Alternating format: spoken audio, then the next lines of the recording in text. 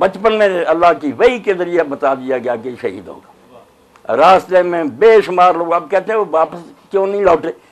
بالکل تاریخ ایمانداری سے پڑھیں، انہیں کوئی مغالطہ نہیں تھا۔ یہ جو کہتے ہیں نا کوفہ والوں نے بلایا وہ مغالطے میں آ گئے، نہیں، وہ کوفیوں کو بھی جانتے تھے کہ یہ کون ہے۔ ان کے والد وہاں رہے تھے، ان کے والد گرامی وہاں حکومت کرتے رہے تھے، ان کے بھائی وہاں سلطنت کر کے دستبردار ہوئے تھے۔ یہ آپ ان کے ساتھ وہاں ایک ایک بندے کو جانتے تھے کہ یہ کس قسم کے آدمی، انہیں مقابلہ کیا ہونا تو بیوقوف آدمی تھے۔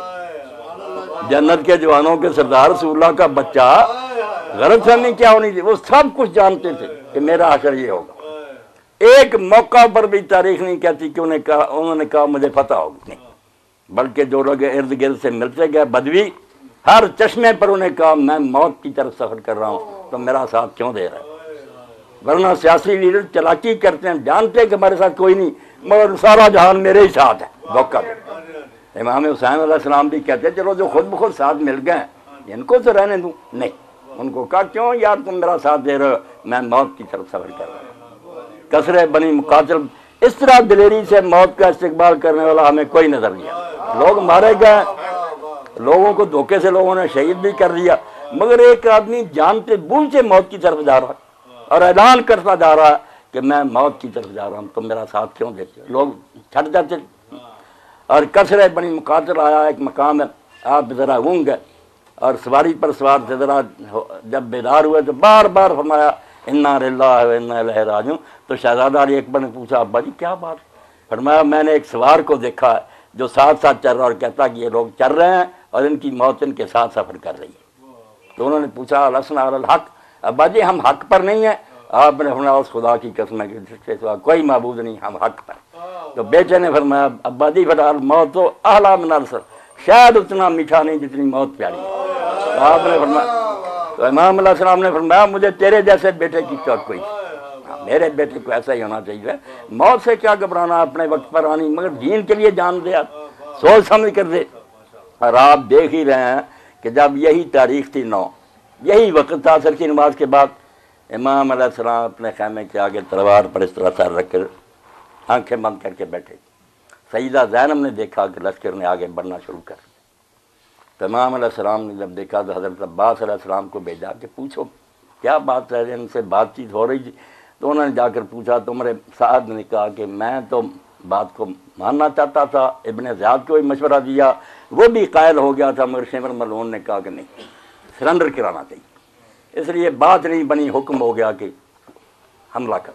تو امام علیہ السلام نے کہا ان سے کہو کہ ٹھیک ہے ایک رات ہمیں مہلت دے دیں، اگلے دن جو چیز چاہے کریں۔ وہاں ایک آدمی نے بہت اعلیٰ بات کی، میں نے سنا، وہ بیان کر رہا تھا، اس نے کہا حسین مہلت مانگ نہیں رہے تھے، مہلت دے رہے تھے۔ ایک رات زیادہ لینے سے انہیں کیا فائدہ ہونا تھا؟ دیکھیں نا، ایک رات اگر مہلت مل گئی تو اس سے عمر لمبی ہوگی؟ نہیں، مہلت مانگ نہیں رہے تھے، مہلت دے رہے تھے۔ ان کو بھی مہلت دے رہے تھے کہ تم میں اگر کوئی سعادت مند اور خوش نصیب ہے تو توبہ کر لے۔ اور آپ دیکھیں کہ مکہ سے 72 آئے تھے، تاریخ اٹھائیں 140 سے زیادہ شہید ہوئے، وہ سارے اس رات کے اندھیرے میں آئے۔ انہوں نے فیصلہ کر لیا کہ یہ لشکر جو ہے نا یہ جہنم کو جانے کا فیصلہ کر چکا ہے، ان کا ساتھ نہیں جانا چاہیے، امام حق پر ہے۔ موت دیکھتے ہی ادھر سے چھوڑ کر ادھر آئے، اور آپ کے ساتھیوں میں ایک بھی نہیں آپ کو نظر آئے گا جو یہ سمجھے کہ میں نکل جاؤں۔ حالانکہ رات کو امام علیہ السلام نے سب کو خیمے میں دعا کیا اور کہا میں نے مہلت لی ایک دن کی، میں تم سب سے کہتا ہوں کہ میرا ساتھ چھوڑو، میرے بچوں کو بھی ساتھ لو، چلے جاؤ، کوئی روکے گا نہیں، انہیں صرف میری ضرورت ہے، صبح میرے ساتھ جو چیز چاہتے ہیں کر لیں گے۔ تو آپ جانتے ہیں نا، بوڑھے، جوان نہیں، بوڑھے بھی اٹھ کر روئے۔ انہوں نے کہا امام 72 تو تیرے ساتھ ہیں اور ہم بھی چلے جائیں تو کل رسول اللہ کو اور فاطمہ کو کیا منہ دکھائیں گے؟ ہمیں آزمائش میں نہ ڈالو، اگر 100 بار بھی مرنا ہوتا اور ہماری لاشیں جلائی جاتی ہیں پھر زندہ ہوتے ہم، پھر بھی ساتھ نہ چھوڑ دے، انما ہے قتلۃ واحدۃ، یہ تو معاملہ ایک بار مرنے کا، کیوں چھوڑیں؟ تو امام علیہ السلام نے ان کے لیے بڑی دعا کہ تمہارے جیسے مخلص ساتھی شاید ہی کسی کو ملو، میں کہہ رہا ہوں کہ موت سے بچ جاؤ، تم کہتے نہیں ساتھ مریں۔